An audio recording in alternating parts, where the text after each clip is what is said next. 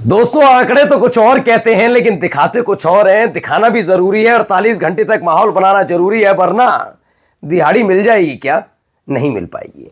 जी हां, दिहाड़ी का सवाल है दोस्तों। फिर ये मत कहिएगा कि गोदी चैनलों पर बैठ बैठकर, इतने बड़े बड़े चैनल पर बैठ बैठकर ये रो रहे थे, क्योंकि आज आपको मैं जो दिखाऊंगा उसे देखने के बाद आप यकीन मान जाएंगे ये झूठ का प्रोपेगेंडा कैसे फैलाते हैं। प्रोपेगेंडा होता ही झूठा है। खैर, तो कैसे तमाशे किए जा रहे हैं वो आपको खबर दिखाऊंगा, लेकिन खबर इतनी भी नहीं है, खबर इससे आगे की भी है। ये कैसे प्रपंच रचने के लिए सारी हदें पार की जा रही हैं। अभी एक फेज और दो फेज यानी 6 और 11 तारीख पे मत रुकिएगा कि वो तमाशा कर रहे थे। तमाशा तो असली अब बेगैरतों का शुरू हुआ है, जिनकी कोई हैसियत नहीं, जिनकी औकात और हैसियत नहीं कि दिल्ली ब्लास्ट पर सवाल पूछ लें।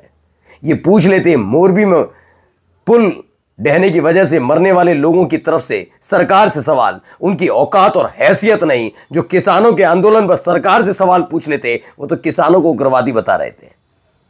तो खुली चुनौती देता हूं, आज जो हो रहा है 14 तारीख को आप नजर बनाकर रखिएगा, लेकिन फिलहाल जो मैं आपको दिखाऊंगा आप भी कहेंगे वाह, बात तो सही है। नमस्कार, मैं हूं प्राज्वल गौतम और आप देख रहे हैं the live TV. The live TV, सच सबसे आगे। सबसे पहले बात, खबर क्या है 3 बजे तक की मैं इसलिए दिखा रहा हूं क्योंकि हमारे देश का जो चुनाव आयुक्त ना वो ढीला है। ज्ञानेश कुमार इतना ज्यादा सरकारी पैसे पर मौज काटने वाला आदमी है। क्यों कह रहा हूं, सोचिए जब ईवीएम नहीं था, बैलेट पेपर था, तो दूसरे दिन नतीजे आ जाते थे, है ना, मतलब पता लग जाता वोटर परसेंटेज क्या है। इस आदमी पर इतनी भी नहीं है कि ये बता दिया। 3 बजे तक का मैं इसलिए दिखा रहा हूं क्योंकि अभी ये 60% तक है, फिर 64 हो जाएगा, फिर 70, 80, 90 तक पहुंचा दे। इस आदमी का भरोसा नहीं है, ना ये गैरत वाले ना कोई लेना देना। तो फिलहाल 3 बजे तक 60% के पार पहुंच गई थी और इसी ने धुकधुकी बढ़ा दी किसकी? मौजूदा सरकार की। प्रियंका भारती भी लिखती हैं 3 बजे तक 60.40% मतदान हुआ। आजाद भारत में पहली बार बिहार में इतनी वोटिंग हुई, हर रिकॉर्ड टूट गया। और अगर इतना रिकॉर्ड टूटा है तो अंदाजा लगा लीजिए क्या होने जा रहा है। अब आते हैं ओपिनियन पोल पर। तो गैरत वाले लोगों, देखो, मेट्राइज 24 न्यूज 24 ने दिखाया भाई, क्या दिखाया इन्होंने दिखाया एनडीए 48% वोट परसेंट मिला। ओके, बढ़िया। महागठबंधन को 37%। इसके साथ ही इन्होंने कहा कि बहुत अच्छे तरीके से, मतलब कुल मिलाकर एनडीए चुनाव भी जीत जाए इनके हिसाब से तो बहुत बड़ी बात है। मतलब ये कहते हैं कि जीत जाएगी। इसमें आगे ये बता दें एग्जिट पोल के हिसाब से 147 और 167 एनडीए 147 सीटें और 167 सीटें एनडीए जीत रही है। महागठबंधन सरकार नहीं बना पाई है एज पर द मेट्राइज। अब आइए बिहार चुनाव को लेकर पोल स्टार्ट के एग्जिट पोल में एनडीए को 133 से 148 सीटों का अनुमान है। सारे ध्यान रखिएगा, नाम भी इसलिए कह रहा हूं, इनके मालिकों को पकड़िए और पूछिए कहां से लाए थे ऐसे आंकड़े। शर्म आ रही थी, चुल्लू पर पानी लेकर पहुंचिएगा इनके सबके पास। एक रोया था ना लोकसभा चुनाव के दौरान, फूट फूट कर रोया था, फूट फूट कर गलती हो गई, माफी मांगी। देखिए, क्योंकि इतना भारी विरोध होने के बाद, जहां लताड़े जा रहे हो, चप्पलें फेंकी जा रही हो, खदेड़े जा रहे हैं, उसके बाद क्या आप अनुमान लगा सकते हैं? मैं तो खुल के कहता हूं, कितने आरजेडी के विधायक थे जिन्हें खदेड़ा गया, फहरिस्त दीजिए। और मंत्रियों को लताड़ा गया कितने, वो देखिए। उसके बावजूद इन्हें शर्म नहीं आ रही। Bihar exit poll TIF research है, क्या है? एनडीए 145 से 163 सीटों पर जीत दर्ज कर लेगी। ये की भी गई तो अनुमान लगाइए चुनाव आयोग कितना निष्पक्ष है। पहली बात तो मैं एग्जिट पोलों पर भरोसा इसलिए नहीं करता क्योंकि तो खुद ही रोते हैं फूट फूट कर। आगे देखिए 4 का है, मेट्राइज कहता है 147 से 167, जेवीसी पोल पता नहीं कौन सा 135 से 150, पीपल्स इंसाइट 133 से 148 और दैनिक भास्कर कहता है 145 से 160 सीटें एनडीए को मिलने जा रही हैं। लेकिन क्या अगर इनमें से गलत हुआ, इनमें से कोई अपने आप को पूरी तरह से खत्म कर लेगा, मतलब खत्म कह देगा ये आज के बाद पत्रकारिता नहीं करेंगे, आज के बाद एग्जिट पोल नहीं करेंगे, अब आ जाइए, इनका तो काम ही है एबीपी न्यूज़ का। और जो मैडम खड़ी हैं उनके बारे में तो आप जानते ही हैं। खैर 146 सीटें इन्होंने कहा, मैं तो कहता हूँ 50, और महागठबंधन को 50 सीटें मिल रही हैं। समझ रहे हैं आप? महागठबंधन को 50 और 186 सीटें मिल रही हैं। मैं कहता हूं कि 250 दे देते, आप कहेंगे 243 नहीं, इनके मुताबिक यही होना चाहिए। जिन लोगों ने अपना ईमान खूंटी पर टांग रखा हो तो उनसे क्या ही कहा जाए। प्रजा पोल चला दिया।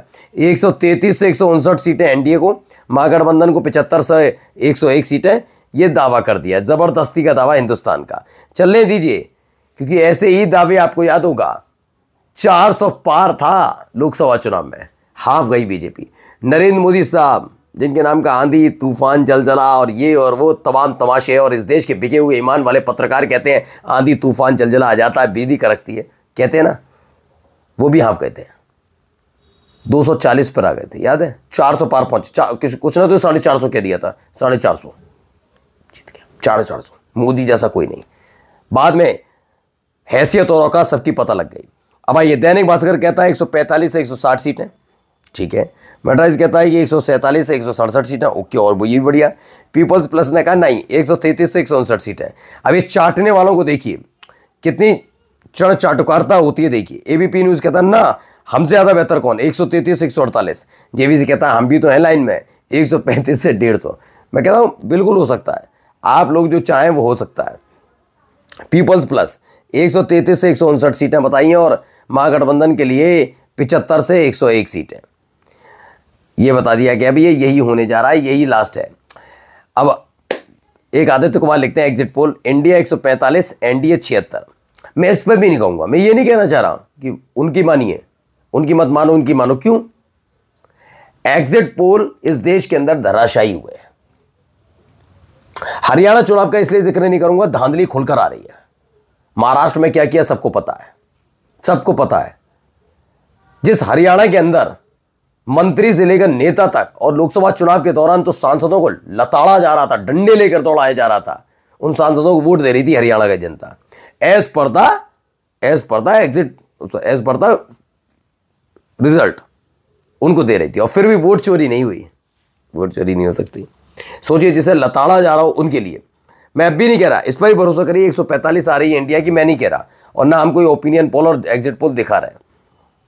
अब आइए, सीएम नीतीश कुमार से जुड़ी बड़ी खबर है। दूसरे चरण की वोटिंग के बीच सीएम नीतीश कुमार कुछ देर पहले निकले थे, ललन सिंह के आवास पर पहुंचे।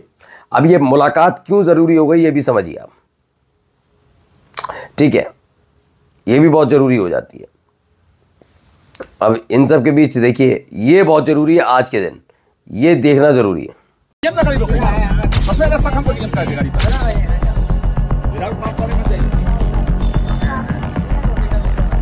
अरे तो जाने दीजिए ना भाई,